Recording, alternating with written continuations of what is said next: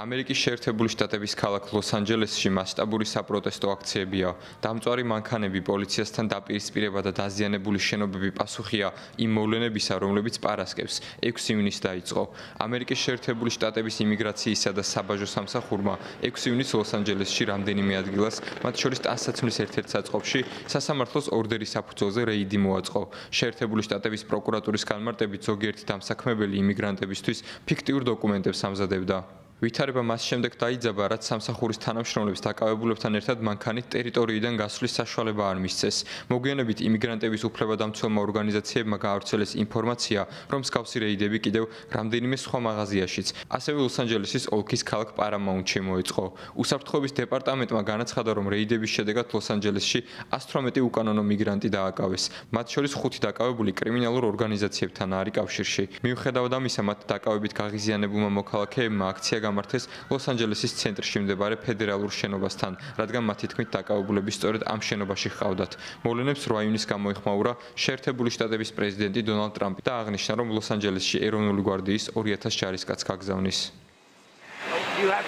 უბრალოდ კარგად უნდა დაათვალიეროთ იქაურობა, რათა ნახოთ რა ხდება. გასულ ღამეს ლოს-ანჯელესში ძალიან დიდი ყურადღებით ვაკვირდებოდით ვითარებას.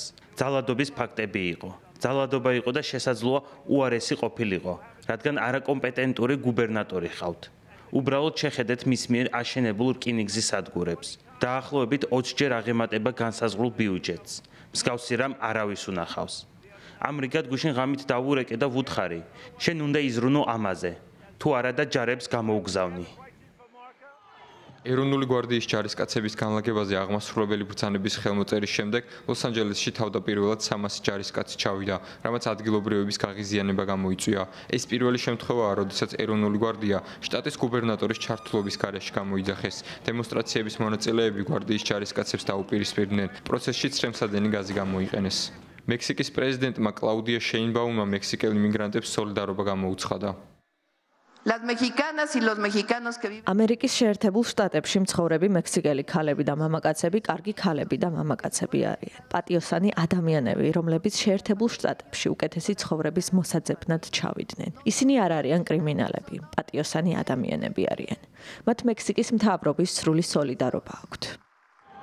9 ივნისს განცხადება გაავრცელა ლოს-ანჯელესის მერმა კარენ ბასმა და მიმდინარე მოვლენებში ბრალი ტრამპის ადმინისტრაციას დასდო. რასაც ჩვენ ლოს-ანჯელესში ვხედავთ ადმინისტრაციის მიერაა გამოწვეული. ხალხმა უნდა გამოიყენოს პროტესტის უფლება, ეს კონსტიტუციით გათვალისწინებული უფლებაა. თუმცა ადამიანებმა ეს უფლება მშვიდობიანად უნდა გამოიყენონ. არ გვსურს ადმინისტრაციის სასარგებლოდ ვიმოქმედოთ.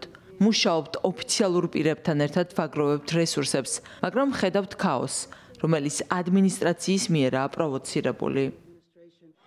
დონალდ ტრამპის თქმით, დემონსტრანტებს პოლიციისა და გვარდიის შეურაცხყოფის უფლებას არ მისცემს და თუ ძალადობის ნიშნები იქნება, ქმედებას სათანადო პასუხს გასცემენ.